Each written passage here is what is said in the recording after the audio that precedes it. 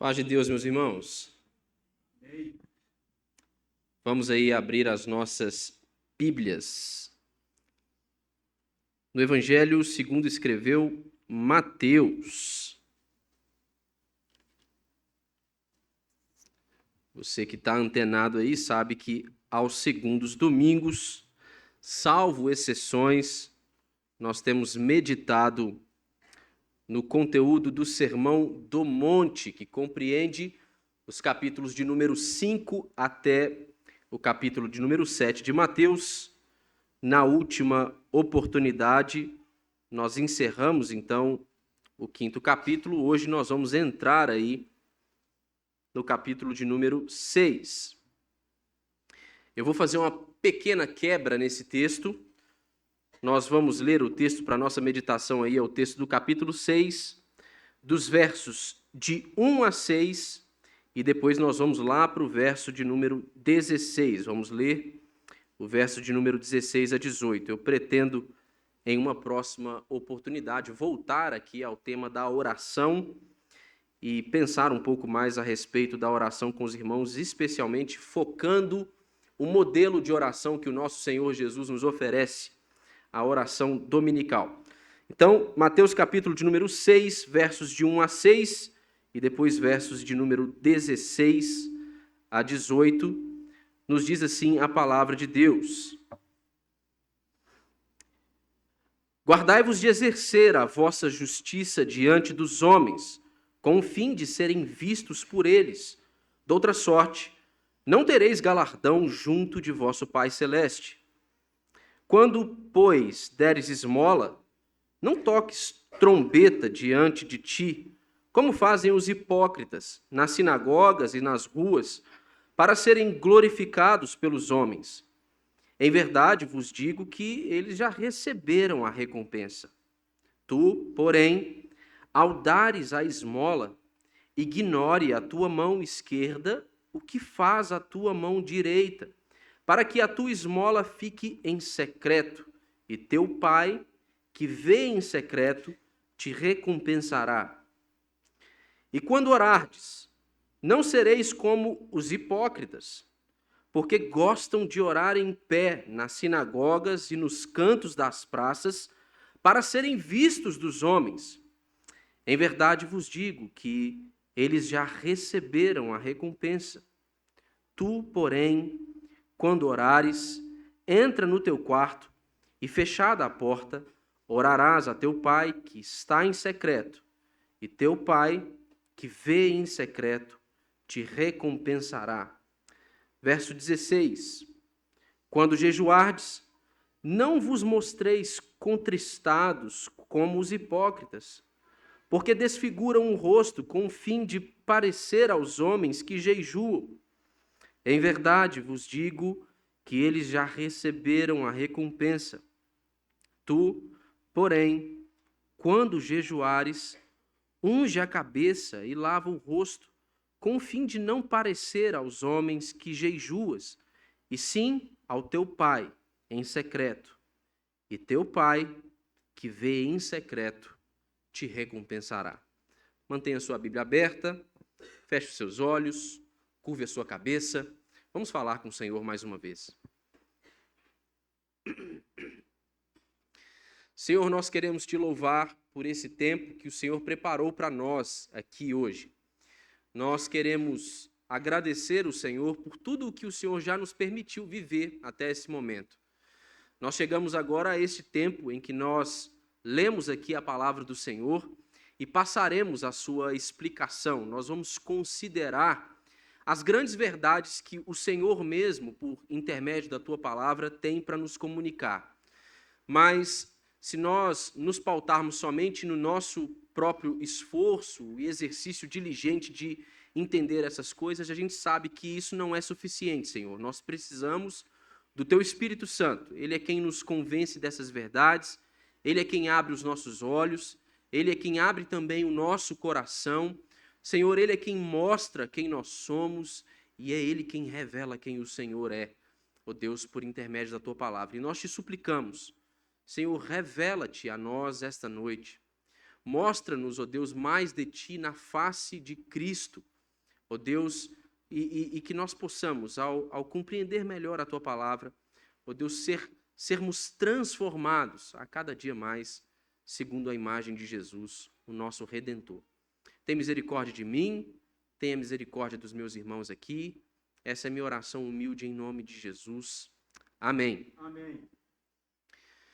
Bom, meus irmãos, nós já vimos e temos visto ao longo desta série de sermões, no Sermão do Monte, no sermão do nosso Senhor Jesus Cristo, que Jesus ele deu início a este sermão nos apontando as bem-aventuranças, apontando as chamadas beatitudes. E Jesus, ao apontar para as bem-aventuranças, ele descreve ali os elementos de caráter que são essenciais aos cristãos, aos verdadeiros discípulos e cidadãos do reino de Deus. Depois de ter apontado as bem-aventuranças, Jesus então ele passou a indicar o tipo de influência que os seus discípulos eles deveriam ter no mundo. E ele fez isso se utilizando das metáforas de sal e luz. Depois de ter falado um pouco a respeito da influência que os seus discípulos deveriam exercer no mundo como cidadãos do reino de Deus, Jesus então passou a apontar para o padrão de justiça do reino de Deus. E ele nos mostrou um padrão que deve se sobressair em muito ao padrão de justiça dos escribas e dos fariseus. Ele ilustrou isso com base nos ensinamentos das leis de Deus. Ele estabeleceu uma série de antíteses em que ele então apontou a profundidade do significado da lei de Deus para o seu povo. Ele apontou a lei de Deus de modo a ampliar o significado da justiça do seu reino e de modo a ampliar o significado espiritual e moral das exigências do Senhor. Jesus ele mostrou que no reino de Deus, a justiça que Deus busca é uma justiça que está no coração. É uma justiça interior. É isso que Jesus nos ensinou. E ele nos mostrou que essa justiça que o Senhor busca e que se encontra em nosso coração, ela deve penetrar além de nossas palavras, mentes e motivos, ações. Ela deve ir mais fundo. Ela deve ir nos lugares secretos e ocultos que só o Senhor pode ver e contemplar. Mas antes que eu seja mal interpretado, ou que qualquer um de nós aqui seja levado pela conclusão errada, equivocada, por uma conclusão equivocada, eu preciso deixar claro aqui que o fato da justiça de Deus ser uma justiça interior, isso não exclui as disciplinas espirituais que são exigidas de cada crente. E é isso que Jesus vai nos mostrar aqui nesse capítulo 6. Ele vai começar a apontar para estas disciplinas espirituais, para como esta justiça deve moldar a nossa ação em relação a Deus, em relação ao nosso próximo e em relação a nós mesmos. Sinclair Ferguson, um teólogo escocês, ele diz que o homem verdadeiramente justo manifesta a sua justiça em atos justos. Jesus, irmãos, ele não está aqui exaltando a irreligião em comparação com o padrão religioso que era sustentado pelos fariseus de seu tempo. O que Jesus está fazendo aqui é exaltar a verdadeira religião do reino de Deus em contraposição à religiosidade hipócrita daqueles homens. Nós vamos ver nesse sermão de hoje, irmãos, que no reino de Deus, a verdadeira espiritualidade que se manifesta por meio dessas obras de justiça, por meio destas disciplinas espirituais, A verdadeira espiritualidade no reino de Deus é fruto de uma disposição sincera de não buscar a agradar os homens, mas sim buscar a agradar a Deus, o nosso Pai que nos vê em secreto. Veja aí o verso de número 1. O foco de todo esse capítulo 6 aqui reflete esta preocupação de Jesus com a prática religiosa dos cidadãos do reino de Deus. Jesus, depois de ter apontado as exigências da lei de Deus, agora ele volta o seu olhar para as obras de justiça. Ele volta o seu olhar para aquilo que os seus discípulos, os cidadãos do reino de Deus, eles deveriam fazer. E ele faz isso apontando para 3 atos que eram vistos pelos judeus como obrigações padrão. Eram vistos e são vistos ainda hoje. Jesus vai pensar nestas obras de justiça, falando a respeito do ato de dar esmolas, falando a respeito da oração e falando a respeito do jejum. Jesus ele não está dizendo aqui que os seus discípulos não precisam se preocupar com essas coisas, como se elas fossem apenas o resultado de uma religião legalista, a religião dos fariseus. Pelo contrário, Jesus ele pressupõe que os seus discípulos eles já fazem essas coisas e eles vão continuar a fazê-las. Eles vão continuar envolvidos com estes deveres. É por isso que todas as vezes quando ele fala sobre qualquer um destes deveres, quando ele refere-se aos seus seguidores, aos seus discípulos, ele diz: tu, porém, quando fizer isso ou fizer aquilo, faça dessa forma. Jesus não os está isentando da responsabilidade de praticar estas coisas. Eles devem continuar a realizar estas obras. Mas a questão aqui é: quais são as motivações por trás dessas obras? Por que vocês fazem essas coisas? O que vocês procuram quando vocês desempenham estas tarefas, estas disciplinas religiosas? Quanto a isso, Jesus ele tem uma advertência, é o que ele diz no verso de número 1, veja só. Ele diz: guardai-vos de exercer a vossa própria justiça diante dos homens, com o fim de serdes vistos por eles. Doutra sorte, não tereis galardão junto de vosso Pai celeste. O pano de fundo de Jesus aqui, irmãos, é a religião ostentosa dos fariseus. Tudo o que os fariseus faziam, e isso fica claro para nós aqui neste texto, eles o faziam com o fim de serem vistos pelos homens. Eles queriam atrair louvor para si mesmos. Mais uma vez, aqui Jesus ele está estabelecendo contrastes, irmãos. Assim como ele fez por meio das antíteses, Jesus mais uma vez passa a estabelecer um contraste entre a verdadeira religião do reino de Deus e a religião hipócrita daqueles que acham que podem salvar a si mesmos por meio de suas boas obras. Jesus, então, ele vai tratar acerca destas três expressões de justiça religiosa que eram amplamente valorizadas pelos judeus, e ele vai fazer isso com o fim de apontar os perigos de uma religião centrada em si mesmo. E ele vai também fazer isso com o fim de apontar, de delinear, de desenhar o caminho para a verdadeira religião. Nos versos de número 2, 5 e 16, nós temos aí os 3 exemplos de justiça retratados por Jesus.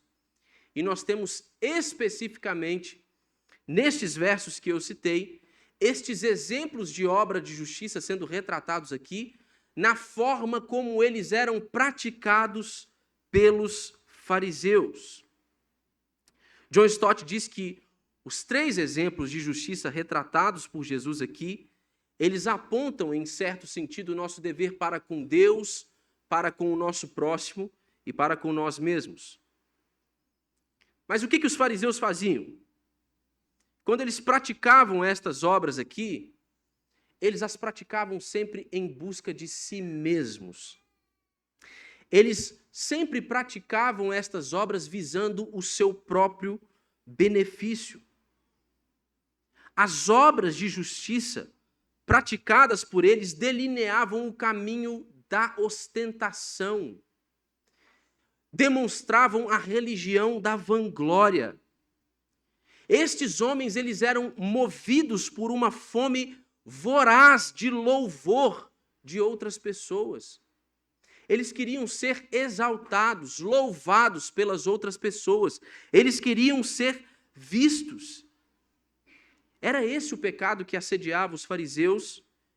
E Jesus vai nos mostrar que é disso que os seus discípulos, que os cidadãos do reino de Deus, é disso que eles devem se afastar. Observe aí o verso 2. Jesus está falando aqui sobre o ato de dar esmolas, de assistir a um necessitado em suas necessidades.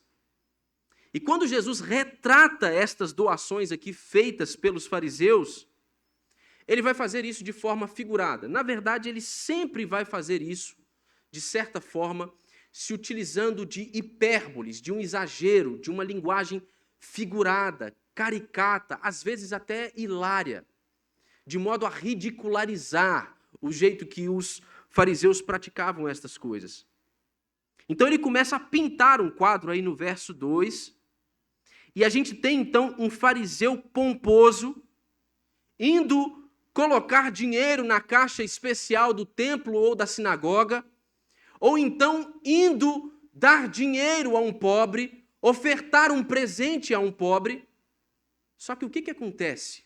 Se nós olharmos aí no verso de número 2, Jesus, ao pintar a imagem deste fariseu preocupado com a necessidade alheia, o que acontece quando ele vai dar a sua oferta?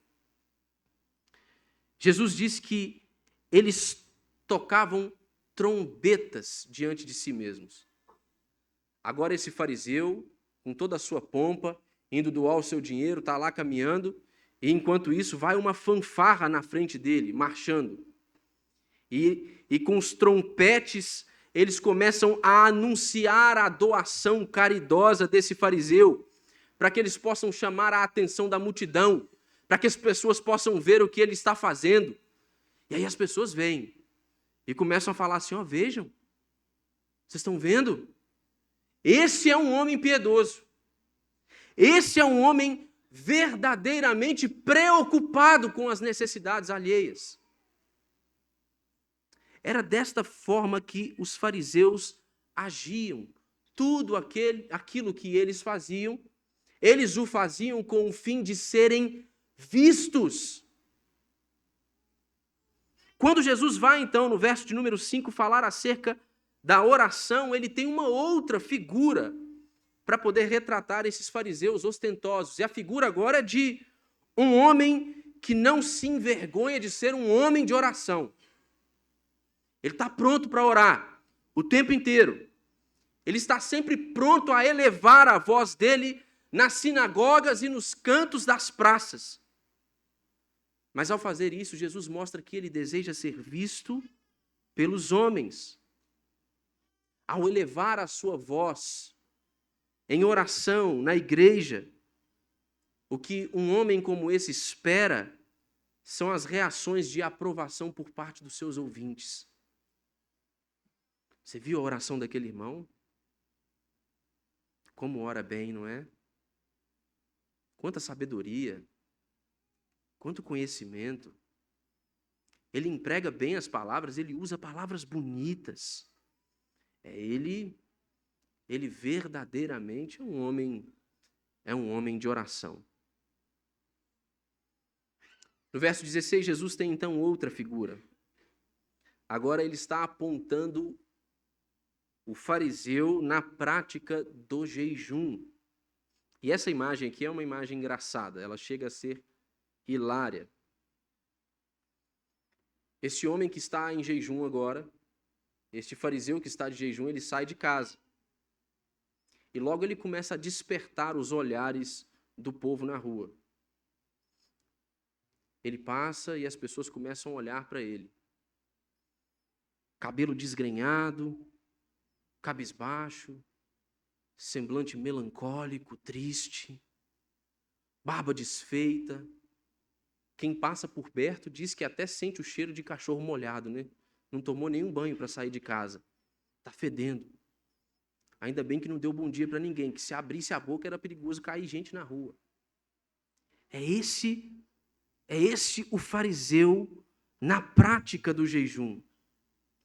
A negligência dele com a higiene pessoal, as roupas desarrumadas, muitas vezes roupas de saco que eles utilizavam, as cinzas no rosto para poder deixar o semblante mais pálido.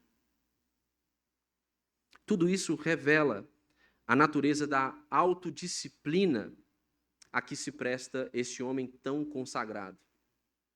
E as pessoas vêm na rua e olham para ele e dizem assim: nossa, vocês viram como é que ele está sofrendo? Vocês viram como ele está sofrendo por sua devoção ao Senhor? Este é um homem santo de fato, este é um homem consagrado de verdade. Só que Jesus tem uma palavra para descrever estes fariseus nestes versos. Jesus os chama de hipócritas. Hipócritas. A palavra utilizada por Jesus aqui, ela pertence ao mundo do teatro e ela sugere a natureza do pecado dos fariseus. A religião dos fariseus era teatral, irmãos. O que eles sabiam era simplesmente fazer cena. Ela não era uma religião genuína, não era verdadeira. A forma como eles tratavam de exibir a si mesmos na prática destas obras de justiça escondia as intenções más que eles guardavam em seus próprios corações. Eles pareciam estar centrados no Senhor, mas o que eles estavam buscando era conhecimento e louvor dos homens. Reconhecimento e louvor dos homens. Mas ao agirem assim, Jesus assegura algo a eles. Ele diz: eles já receberam a recompensa. E esta é uma linguagem aqui interessante, porque ela é uma linguagem que remete a transações econômicas mesmo. É como alguém que recebeu tudo aquilo que era devido a ela. Agora, o que resta para esses homens que receberam a sua recompensa, agora o que resta para esses homens que encontraram aquilo que eles estavam tanto procurando, é juntamente com a fama que eles construíram cuidadosamente, em anos de uma atuação digna de um Oscar, aguardarem o juízo de Deus. É isso o que espera por estes homens. Os fariseus, na prática destas obras de justiça, buscavam não outra coisa senão a si mesmos, o louvor de si mesmo, o benefício de si mesmo. Mas o que é então que nós devemos fazer? Como então deve proceder um cidadão do reino de Deus? Como então um verdadeiro discípulo de Jesus deve agir ao praticar estas obras de justiça? Veja aí os versos de número 3. Jesus vai falar sobre as esmolas, falando agora aos seus discípulos. Ele diz: tu, porém, ao dares esmola, ignore tua mão esquerda o que faz a tua mão direita, para que a tua esmola fique em secreto, e teu pai que vê em secreto te recompensará. Veja só, Jesus não está ordenando aos seus discípulos a não darem esmolas. Ele está dizendo: deem! Assistam os mais pobres em suas necessidades. Vocês devem fazer estas coisas. Mas quando vocês fizerem isso, se esqueçam de vocês mesmos. E se esqueçam dos outros também. Não procurem pela aprovação dos homens. Mantenha aquilo que você deu para esta pessoa entre você e o Senhor. Faça isso como quem faz para o Senhor. A linguagem figurada aqui da mão esquerda não conhecer aquilo que a mão direita fez, ela é muito forte, irmãos. Porque Jesus está aqui, de alguma maneira, sugerindo que o nosso pecado, ele não é somente quando nós procuramos a aprovação dos outros. Há um sentido em que dentro de nós mesmos, nós possamos ser levados à ostentação por aquilo que nós fizemos. Mas a gente consegue esconder essa hipocrisia. Ninguém viu o que eu estou fazendo. Ninguém sabe o que é que eu dei para aquela pessoa. Ninguém sabe como eu assisti aquele meu irmão. E até mesmo esse fato, muitas vezes, é utilizado por alguns para poder se vangloriar de suas boas ações. Eu ajudo as pessoas, mas eu não falo para ninguém. Eu ajudo as pessoas, mas Deus conhece o que eu fiz. Jesus está dizendo, dê. Mas se esqueça das outras pessoas. E se esqueça de você mesmo. Porque o cidadão do reino de Deus, quando ele pratica estas obras de justiça, ele não busca a si mesmo, mas ele busca agradar a Deus. E é este Deus, o nosso Pai, que está em secreto, que tratará de nos recompensar. Verso de número 6 agora, Jesus falando sobre a oração, ele diz aos seus discípulos, tu, porém, quando orares, entra no teu quarto e, fechada a porta, orarás a teu Pai que está em secreto, e teu Pai que vê em secreto te recompensará. Mais uma vez, olha só, Jesus não está dizendo, olha, você não precisa orar. Não, ele está dizendo, ore. Você precisa orar. Você tem de orar. Esta é uma disciplina espiritual. Isso faz parte de quem você é agora. Mas quando você orar, se esqueça de você mesmo. E se esqueça dos outros. Tranque a porta do seu quarto. E em segredo, discretamente, você e o seu Pai, você e Deus, ore a Ele. Ele vê o que você faz em secreto. E é só isso que importa. Pare de se preocupar com a aprovação dos outros. Não haja como esses fariseus. Busque ao Senhor. Ore ao Senhor. Fale com o Senhor. Mas fale em secreto, em um lugar onde você não pode usar máscaras. Em um lugar onde a sua hipocrisia é desvendada. Em um lugar onde é como se você estivesse nu diante de Deus. Ele vê as suas vergonhas. É neste lugar, em secreto, que o seu Pai vai recompensar vocês.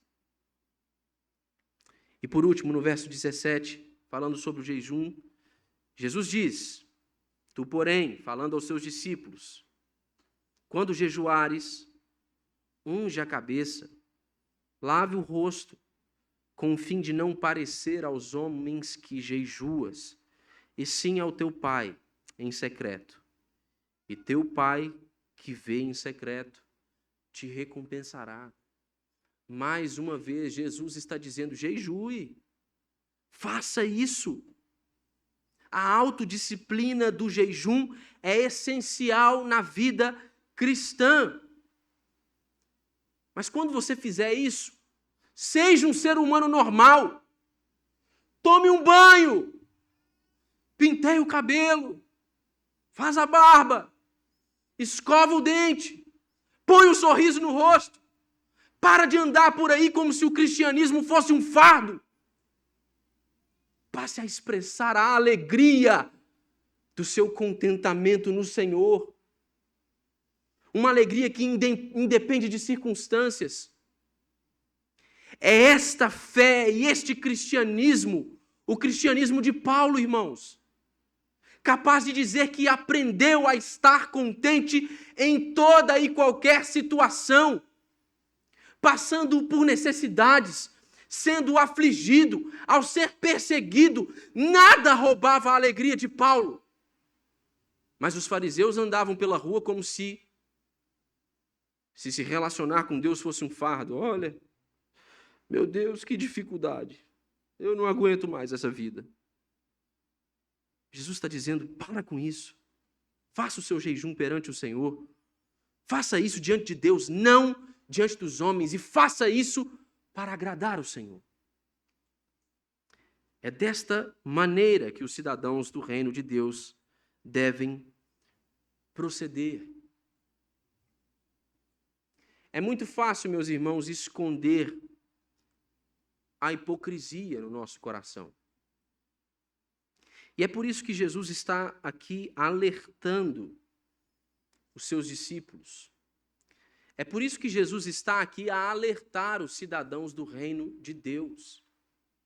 Porque é muito fácil e em algum nível até mesmo provável que ao nos relacionarmos com as disciplinas espirituais, ao nos envolvermos com a vida eclesiástica, com aquilo que nós fazemos aqui, nós sejamos levados pela falsa compreensão de que é por meio daquilo que nós fazemos e de como nós fazemos e de como as pessoas veem isso e exaltam essas obras, que a nossa espiritualidade é então definida.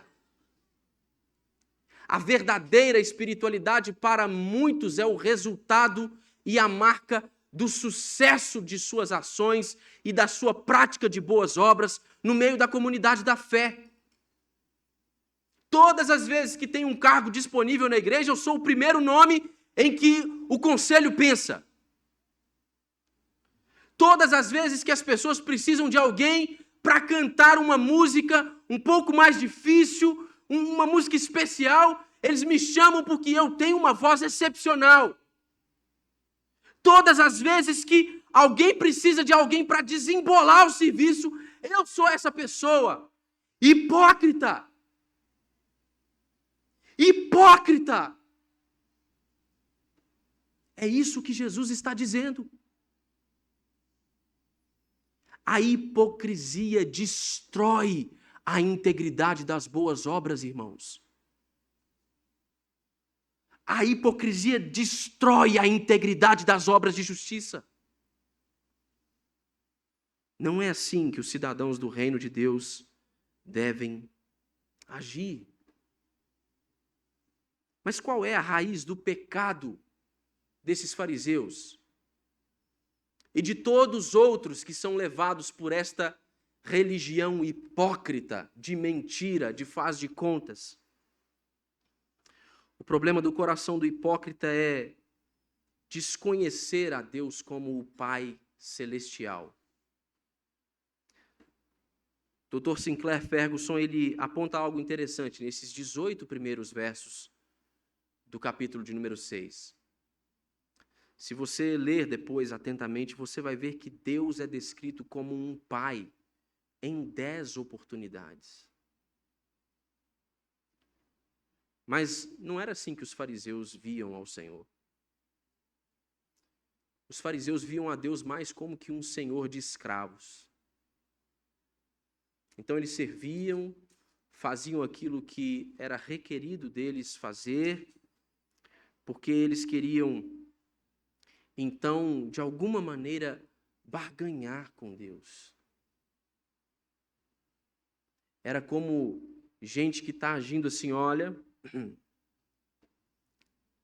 o senhor está vendo o meu trabalho aí, não é? Bom, as pessoas estão vendo. Se o senhor não está vendo, tem muita gente vendo o que eu estou fazendo. Então trate de me dar o que é meu de direito. Vocês lembram da parábola do filho pródigo? O filho pródigo pede para o pai aquilo que lhe é de direito. Então, o pai dá ao filho, ele gasta a sua vida, gasta os seus recursos em todo tipo de coisas terríveis, e ele volta. Ele volta para a casa do seu pai, com o intuito de servi-lo como um escravo.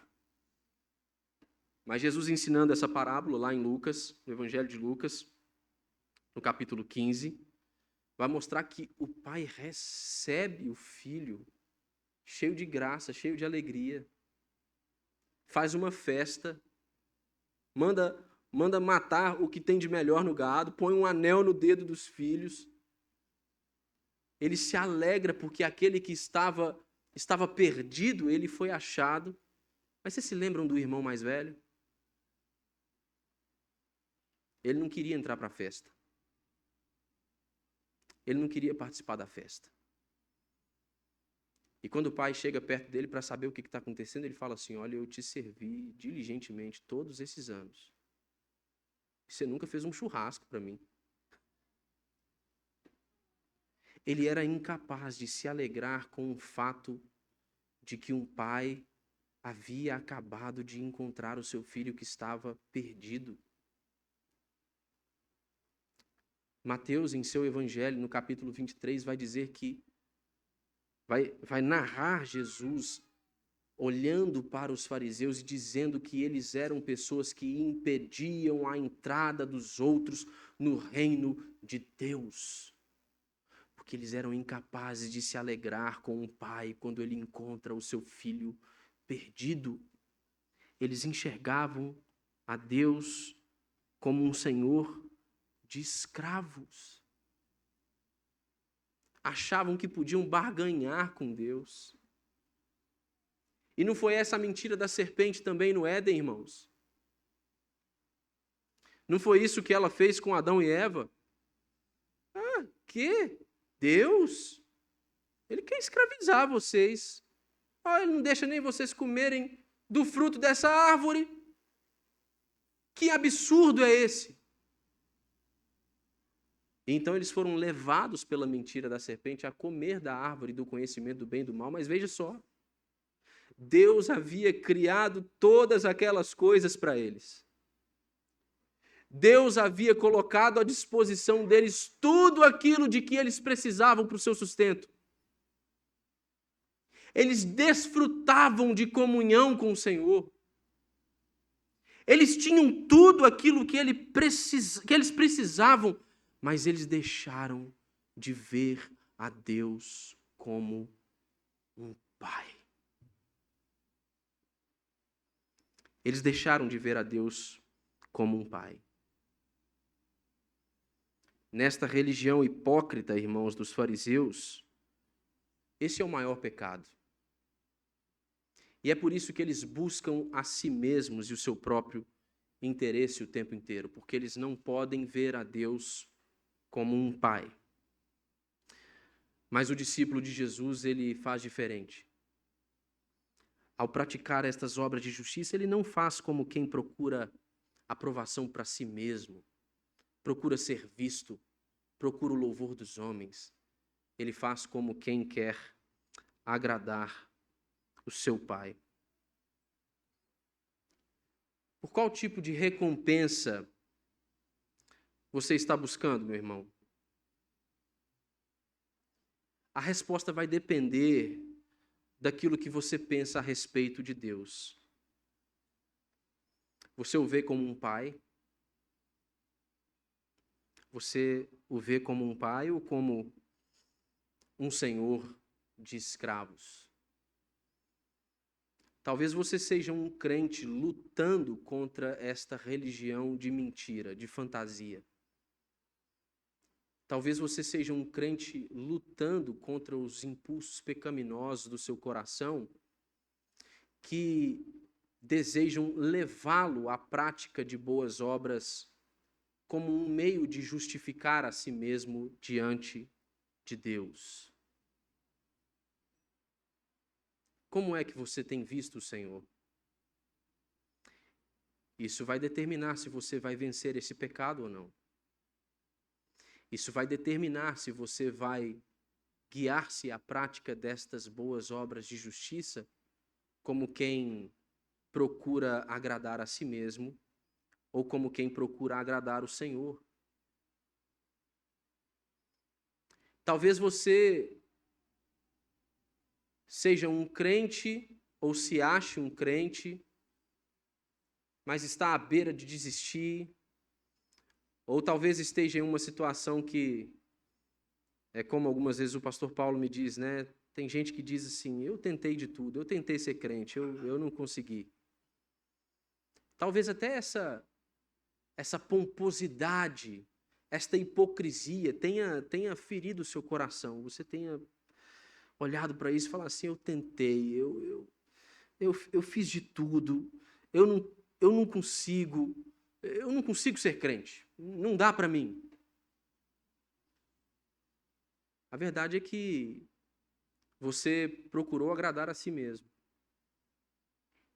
Porque se você tivesse procurado agradar ao seu pai que vê em secreto, você saberia lidar melhor com essas decepções. Talvez haja gente aqui que nem mesmo crente é, que nunca entendeu estas coisas.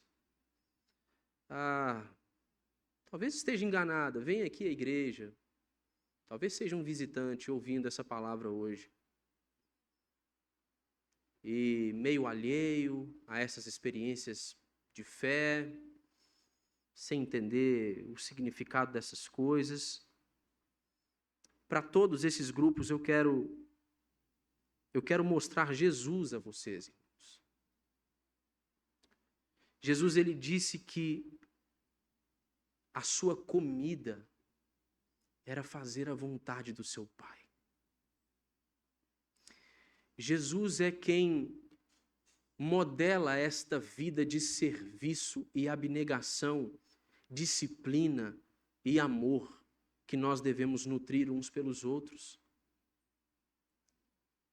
Jesus serviu ao longo de toda a sua vida. Ao multiplicar os pães para uma multidão faminta, ao assistir aos enfermos em sua necessidade, os curando, ao cuidar das necessidades espirituais de homens possessos e os libertando. Jesus orou, era um homem de oração, horas a fio, diligentemente, sempre em segredo, sempre em secreto, só ele e o Pai. Jesus era um homem disciplinado, jejuou por 40 dias. Após este período, então, foi tentado pelo inimigo. E esta vontade de Jesus, este desejo de Jesus de fazer a vontade do seu Pai, ele foi levado até as últimas consequências. O apóstolo Paulo diz que ele obedeceu até a morte.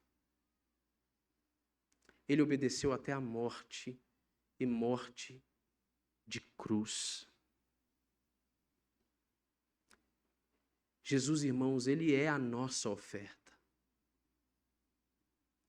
Ele é a oferta para os pobres que somos e necessitados que somos. Jesus, irmãos, ele é o nosso intercessor fiel. Ele conhece o nosso coração. Ele é quem nos representa diante de Deus. Jesus, irmãos, ele é a nossa fonte de contentamento. As nossas disciplinas espirituais estão salvaguardadas por aquilo que ele fez. E é a cruz de Cristo que destrói a religião dos hipócritas. É o evangelho de Jesus que destrói a religião de faz de contas. É a verdade de que Cristo deu a si mesmo como oferta pelos pecadores, que nos comunica a verdade de que a religião do reino de Deus, preparada para os cidadãos e súditos deste reino, ela pode sim ser vivida pelos homens. Ela pode ser vivida em Cristo.